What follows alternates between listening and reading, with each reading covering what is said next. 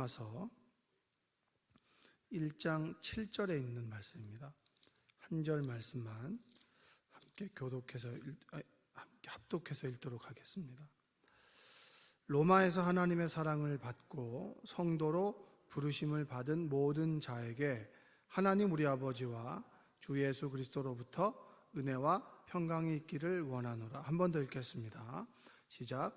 로마에서 하나님의 사랑을 받고 하나님 우리 아버지와 주 예수 그리스도로부터 은혜와 평강이 있기를 원하노라. 아멘. 오늘도 하나님의 은혜가 여러분의 삶 가운데 함께 하시기를 주님의 이름으로 축복합니다. 오늘 말씀은 한 구절의 말씀인데 1장 1절에서는 바울이 자신이 어떤 사람인지를 소개를 합니다. 자신은 사도고 그리고 그리스도로부터 부름받은 사람이고 그리고 따로 택정함을 받은 사람이다. 그리고 보냄을 받은 사람이다. 이렇게 자신을 소개하고 2절부터 6절까지는 그래 복음이 뭔가? 복음은 예수 그리스도다. 이 얘기를 해주고 있습니다. 그리고 오늘 이 7절에 있는 말씀은 그러면 바울은 누구고 복음은 누군데 편지를 받는 당신들은 누군가? 로마 교회에 있는 당신들은 누군가? 이 얘기를 이제 7절에서 해주고 있는 겁니다. 그래서 제가 여러분을 축복한다면 이렇게 축복하겠죠. 송파에서 하나님의 사랑을 받고 그리고 사도로, 그러니까 복음을 전하라고 보냄을 받은 여러분에게 주 예수 그리스도의 은혜와 평강이 있기를 축복합니다. 이렇게 이야기할 수 있습니다. 그러니까 바울이 로마 교회 교인들을 생각하면서 그렇게 얘기를 하는 거예요. 제가 거듭 말씀드리지만 로마 교회는 자생적으로 세워진 교회입니다. 바울은 가는 곳마다 교회를 세웠는데 로마에는 방문하지도 않았고 그리고 로마 교회는 세우지도 않았습니다.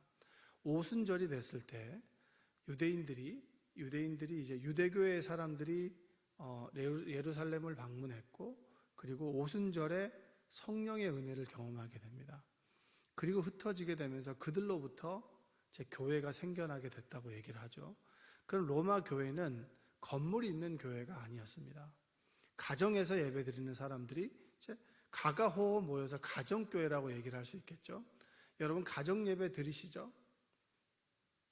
드리지 않는 분도 계신데 드리지 않는 분들은 명절이라도 드리잖아요. 명절이라도 드리는데 그렇게 가정에서 모여서 드릴 때 이방인과 유대인이 함께 드릴까요? 아니면은 따로 드릴까요? 유대인들은 유대인끼리 이방인들은 이방인들끼리 이렇게 예배를 드립니다. 그러면 교회마다 이제 가가오 예배가 있다는 얘기는 할 얘기들이 이 사람은 이 얘기하고 저 사람은 저 얘기하겠죠. 그렇죠? 그들에게 복음을 들고 있지만 또 바울은 자신은 복음이 전해진 곳에 숟가락을 얹기를 싫어했습니다. 로마서 15장에 보면 일터 위에 자신이 숟가락을 얹는 걸 싫어했습니다. 복음을 아는데 복음이 전해진 사람들에게 복음을 전해야 되는데 복음이 전해진 곳에서는 복음을 전하고 싶지 않다. 이 얘기는 로마에 복음은 있었지만 유대인과 그리고 우리 비유대인들 스스로 말하는 복음이 스스로 달랐다라는 거예요. 여기서 보면 여러분도 구원의 확신을 가지고 계신 분들이 있고 긴가민가 하는 사람도 있을 거예요. 그리고 어떤 분들은 복음을 들을 때는 내가 예수 그리스도께서 나를 위해 죽으시고 부활하셨다라고 하는 것도 알고 내가 천국의 소망도 아는데 시간이 지나면 가는 건가 안 가는 건가 그렇게 고개를 갸우뚱하는 사람도 있겠죠. 또 어떤 분들은 성령에 충만했다가 어떤 분들은 또 성령 충만하기보다는 은혜를 까먹고 살아가는 사람들도 있겠죠. 그렇죠? 그 사람들에게 복음이 뭐냐라고 얘기를 해주고 있는 거예요. 복음은 예수 그리스도입니다. 할렐루야. 여러분도 저도 복음을 들어야 되나요? 듣지 않아야 되나요? 여러분도 신앙의 연륜만 자랑하면 안 되죠. 그렇죠? 내가 몇 년 교회를 다녔다가 아니라 지금 이 순간에 나와 주님께서 함께 계신가? 내가 주님을 예수 그리스도로 고백하는가? 그분께서 나의 인생을 이끌어 가시는가? 어제 우리가 읽었던 말씀 중에 이런 말씀이 있죠. 5절에 보면 이방인 중에서 믿어 순종하게 하나니라는 말씀이 있어요. 믿어 순종하게 하나니. 제가 이것을 이제 아주 어렵게 설명을 드렸는데, 우리가 하나님과의 관계 속에서 신뢰를 하게 되면 그 관계 속에서 은혜를 얻게 되고, 그리고 은혜를 받다 보면 우리가 그 사람을 신뢰하기 때문에, 그 사람부터 은혜를 얻었기 때문에 그 말에 순종하게 된다라는 말씀을 드렸습니다. 간단하게 이야기하면 믿음이 뭐냐라고 물어봤을 때 믿음은 순종입니다. 따라서 해볼까요? 믿음은 순종입니다. 그럼 믿음의 대상이 하나님이잖아요. 주님이잖아요. 그럼 주님께서 쓰신 말씀에 순종하는 사람이 믿음이 있는 사람인 거예요. 그렇죠? 제 말이 틀립니까? 맞습니까? 내가 하나님을 신뢰한다면 하나님께서 하신 말씀에 순종하겠죠. 근데 말씀에 순종해서 살아왔는데 내 인생 가운데 내가 원치 않는 일이 벌어졌습니다. 그러면 어떻게 되는 거예요? 하나님께서 나를 버리신 건가요? 그럼 어떻게 생각해야 되는 건가요? 내가 그분의 인격을 믿고 그분의 말씀에 순종했음에도 불구하고 내가 원하지 않는 일을 경험한다 할지라도 그 상황 또한 하나님께서 나에게 필요해서 주신 것이니, 그 상황을 주신 하나님의 인격을 믿는다면 그 상황 자체를 순종하는 거예요. 어제 이제 우리 성도님 중에 한 분이 이제 새로 등록하신 분인데 코로나 후유증이 있어서 그분이 70세까지 사시는 게 본인의 꿈이라고, 어떻게 제가 기도해야 되냐고, 이것도 감사함으로 이 아픔도 받아들여야 되냐고, 그런 식으로 저한테 너무 아파서 힘드셔서 전화가 왔어요. 낮에는 목사님께 기도를 받고, 그리고 저에게도 이제 전화가 왔었어요. 그래서 제가 그 이야기를 듣고 감사함으로 고통을 받기보다 이 고통을 낫게 해주실 하나님께 기도하시는 게 먼저 아니겠습니까? 기도했음에도 불구하고 분명히 이제 고통이 있으니까 감사함으로 받아들이겠다라고 하는데, 전 그분의 신앙의 태도가 너무 좋았습니다. 고통 또한 받아들이겠다. 그러나 우리가 할 수 있는 것은 아버지 하나님께 이 고통을 치료해 달라고 기도하는 것이 먼저 아니겠습니까? 포기하기보다는 저도 기도하겠습니다 라고 이제 말씀을 드렸었습니다. 주어진 상황에 순종하는 거예요. 내가 원하지 않는 결과가 우리에게 찾아왔다 할지라도 우리를 위해서 기꺼이 목숨같이 목숨을 버리신 주님께서 우리의 이 상황을 버려두는 것이 아니라 구원하시는데, 그 구원하심에 우리가 이해하지 못하는 상황이 우리에게 벌어졌을 때도 이것을 구원으로 이끄실 하나님을 신뢰한다면 그 상황을 받아들이는 겁니다. 가장 좋은 것을 가장 좋은 때에 주시는 하나님께서 이 상황을 주셨으니 이 상황 또한 가장 필요한 것이다라는 믿음을 가지고 그 상황을 받아들이는 것이 순종입니다. 그게 믿음이고요. 할렐루야. 여러분에게 믿음이 있기를 주님의 이름으로 축복합니다. 자, 오늘의 말씀은 그러면 로마 교인들은 어떤 사람들인가라고 얘기할 때 6절에서 너희도 그들 중에서 예수 그리스도의 것으로 부르심을 받은 자니라. 자, 바울은 1절에서 예수 그리스도의 종 사도로 부르심을 받아 하나님의 복음을 위하여 택정함을 입었다라고 했습니다. 그 얘기는 바울은 예수 그리스도의 종이란 얘기예요. 사도란 얘기예요. 예수 그리스도가 따로 우리를 불러서 따로 부르고 따로 이렇게 분류를 해놨다라는 거예요. 그게 거룩이라고 얘기를 하죠. 자, 바울은 스스로를 소개하는 것이 아니라 내가 누구의 소유인가를 얘기를 하는 겁니다.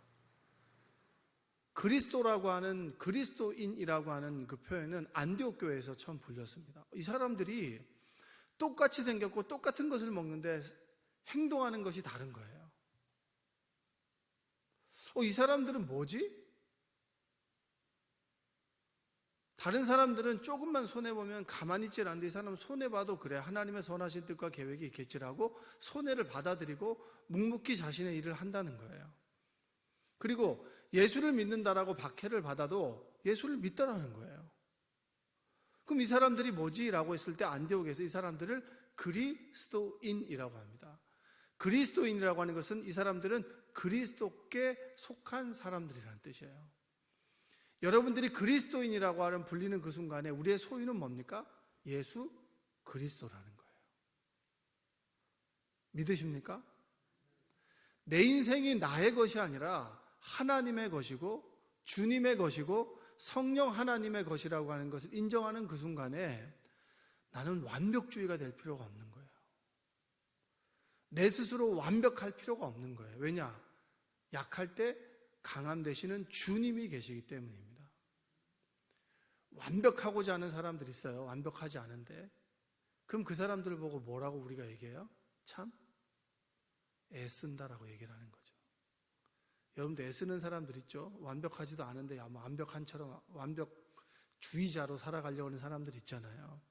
모자라면 좀 빌려서 하면 되고, 그리고 부족하면 채워주시는 주님과 함께 살아가면 되는데, 손잡고 살아가면 되는데 혼자서 완벽하려고 애쓰는 사람들이 있죠? 안타까운 거죠. 왜냐? 우리는 부족하기 때문에 하나님의 소유이고, 우리를 소유하신 하나님께서 우리의 부족하고 연약함을 채워주시고 함께 해주시는데 나 홀로 살아가는 것이 얼마나 힘듭니까? 그리스도인이 되는 그 순간부터 하나님의 소유된 우리, 하나님께서 내 인생을 이끌어 가신다. 왜냐? 내 인생은 하나님의 소유이기 때문이다. 할렐루야.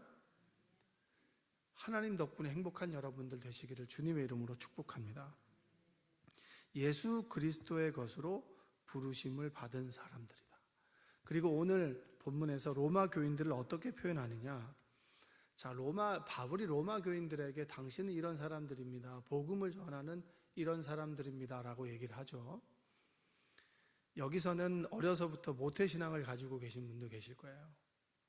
그리고 좀 늦게 믿은 사람들도 있을 거예요. 어떤 분들은 내가 청년 시절에 교회에서 생활을 해보지 않아서 청년의 시절이 그립다라고 여러분 많은 말씀하시는 분들이 계십니다. 그런 분들 계세요? 청년의 시기 말고 결혼해서 예수님을 믿은 분들 계세요?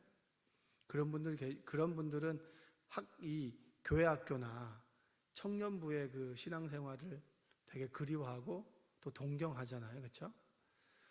바울에게 있어서 고민도 그거예요. 유대인들은 안 변하는 거예요. 율법을 맡은 자고 선민이고 하나님으로 선택받은 유대인들은 변하지를 않아요. 오히려 바울을 박해해요. 근데 늦게 믿은 이방인 그리스도인들은 놀랍게 변하는 거예요. 그게 고민이에요. 그래서 로마서를 쓴 거예요. 9장에서 11장에는 왜 유대인들이 변하지 않느냐, 이 얘기를 계속 설명해 주고 있는 거예요. 여러분, 우리가 변하지 않으면 다른 사람에게 태클을 거는 사람이 돼요. 여러분 한번 잘 보세요. 여러분이 성령으로 충만하지 않으면 다른 사람 계속 지금 저 사람이 어떠니 그렇게 얘기하는 사람들 많아요. 교회에서 늘상 그 자리에서 늘상 똑같이 들어도 늘상 그 자리에 있는 사람들이 있어요. 대단한 사람들이죠. 교회로 오는 거 보면 그 사람은 늘 자신을 변화시키지 않기 때문에 다른 사람들을 자꾸 변화시키려고 하고 태클을 걸려고 하는 사람들이에요. 그게 이제 오늘 보면 로마서에 보면 유대인 같은 사람들이죠. 근데 늦게 믿어서 은혜를 충만히 받는 사람들은 다른 사람들을 신경 쓸 수가 없어요. 왜냐하면 하나님께서 자꾸 나에게 말씀하시거든요. 하나님, 제가 이런 모습이었군요. 죄인 중에 괴수였군요. 끊임없이 나를 돌아보니까 다른 사람에 대해서 얘기할 게 없는 거예요. 그리고 나보다 나아, 사람들이. 내가 제일 못해. 그렇기 때문에 다른 사람에 대해서는 포용하고 사랑하고 기도해 줄 수밖에 없지만 나를 쳐다보지 않는 사람들은 늘 남을 쳐다보는 거예요. 교회에서 태클 걸고 이거 다 해봤습니다. 그리고 이거 안 됩니다. 저 사람 왜 저렇게 기도하는지 몰라요. 부터 시작해가지고 끊임없이 말하는 사람들이 많아요. 그 입 다무는 은혜가 있기를 주님의 이름으로 축복합니다. 교회에서는 입을 다물고 귀를 열어야 되는데 자꾸 입은 열고 귀를 닫는 사람들이 많단 말이에요. 그럼 교회가 되겠어요? 안 되겠어요? 안 되죠, 교회가. 목사님이 기도하자 그러면 너무 피곤합니다. 힘듭니다. 뭐 하자 그러면 이거 안 됩니다. 그런 게 아니라 하나님께서 나에게 주신 부르심을 받은 그리스도인으로 살아가는 여러분들 되시기 바랍니다. 자, 우리가 7절의 말씀을 다시 한번 읽어볼까요? 로마에서 하나님의 사랑을 받고 하심을 받고 성도로 부르심을 받은 모든 자에게 하나님 우리 아버지와 주 예수 그리스도로부터 은혜와 평강이 있기를 원하노라. 이렇게 얘기합니다. 로마에서 하나님의 사랑하심을 받고 사도로 부르심을 받은 모든 자에게 하나님 우리 아버지와 주 예수 그리스도로부터 은혜와 평강이 있기를 원하노라. 이렇게 지금 7절에서 얘기를 하죠. 그러면 로마 교인들은 어떤 사람이냐면 하나님의 사랑하심을 받은 사람들이에요. 여러분들이죠. 어떤 사람들이라고요? 하나님의 사랑하심을 받은 사람들. 하나님의 사랑하심을 받은 사람들이라고 하는 게 뭐냐면 하나님께서 우리를 사랑하셔서 독생자를 보내주셨죠. 그분이 성육신하시고 십자가를 지시고 부활하시고 승천하시고 성령으로 우리를 보내주셨고 그리고 다시 오신다라고 약속해 주셨어요. 그게 하나님의 사랑입니다. 죽기까지 사랑하셨다. 자신의 목숨을 내어주셔서 사랑을 받은 사람들이 바로 여러분들입니다. 여러분과 저입니다. 믿으십니까? 예수님께서 나를 위해서 죽으셨다라고 하는 그 진리를 여러분 믿으십니까? 한번 고백해 볼게요. 예수님께서 나를 위해서 십자가에서 죽으셨습니다. 이것이 여러분 하나님의 사랑하심을 받은 사람들이에요. 로마 교인들뿐만 아니라 여러분들이 그렇다는 거예요. 저와 여러분들이 예수님께서 나의 죄를 위해서 나의 죄를 대신해서 죽으셨다라고 하는 거예요. 그 말씀을 바로 바울이 로마 교인들에게 오늘을 살아가는 우리들에게 그 얘기를 해주고 있습니다. 로마서 5장 8절 우리가 아직 죄인 되었을 때 그리스도께서 우리를 위하여 죽으심으로 하나님께서 우리에 대한 자기의 사랑을 확증하셨느니라 이렇게 얘기를 해요. 죽으심으로 사랑을 보여주셨다. 내가 너희를 사랑한다는 말이 아니라 죽으심으로 자신의 사랑을 확증해서 보여주셨다. 이렇게 얘기합니다. 여러분과 저는 하나님의 사랑을 받은 사람들입니다. 어떤 분들이 그러죠. 어렸을 때 제가 부모의 사랑을 좀 덜 받았습니다. 괜찮아요. 제가 부모의 사랑을 덜 받았기 때문에 사랑을 잘 할 줄 몰라요. 이건 어떻게 보면 변명일 수도 있어요. 사랑받지 않아도 사랑할 수 있어요. 왜냐? 주님의 사랑이 우리 안에 임함이야. 내가 과거에 이랬기 때문에 지금 못합니다. 이건 아니에요. 그리스도인의 태도가 아니에요. 그래도 상관없어요. 지금부터 하면 되는 거예요. 왜냐? 하나님의 사랑을 받은 사람들이기 때문입니다. 여러분과 제가 두 번째로 뭐라고 얘기하냐면 성도로 부르심을 받은 자들입니다. 성도라고 하는 얘기는 구별되어 거룩해진 사람들이에요. 그러니까 로마서에서는 38번 얘기합니다. 성도로 부르심을 받은 사람들, 거룩함으로 부르심을 받은 사람들. 그 거룩함은 여러분의 학력과 외모와 인격으로 거룩함이 아니라 그리스도의 소유잖아요. 하나님으로부터 거룩함을 받은 사람들이에요. 하나님의 아들이고 딸이기 때문에 우리가 거룩하다는 거예요. 여러분들이 외모적으로 보여지는 것으로 가진 것으로가 아니라 하나님께서 우리를 보증해 주시기 때문에 우리가 거룩한 사람들이라는 거예요. 여러분들이 스스로를 거룩하게 여기며 살아가시기를 주님의 이름으로 축복합니다. 거룩은 구별된 사람들이잖아요. 사람들과 다르게 구별된 사람들이 여러분과 저입니다. 하나님의 사랑으로 구별된 사람들, 그들에게 무엇이 있느냐? 은혜와 평강이 있다. 은혜는 뭡니까? 은혜는 받을 자격이 없는 자에게 부어주시는 하나님의 사랑. 우리가 아직 죄인 되었을 때 그리스도께서 우리를 위해서 죽으심으로 우리에 대한 자신의 사랑을 확증하셨다라고 했죠. 이 얘기가 뭡니까? 받을 자격이 없는데 우리가 아직 죄인 되었을 때 죄인이 뭔지도 모르는데 우리를 위해서 죽으셨다. 근데 그 죽음을 맛보고 나니까 내가 얼마나 큰 죄인인 것을 깨닫게 됐고, 그리고 그분께서 나를 위해서 죽으심으로 인해서 구원의 길이 열렸다. 그것이 은혜입니다. 내가 은혜를 받았다라고 하는 것에 가장 중심에는 이게 있는 거예요.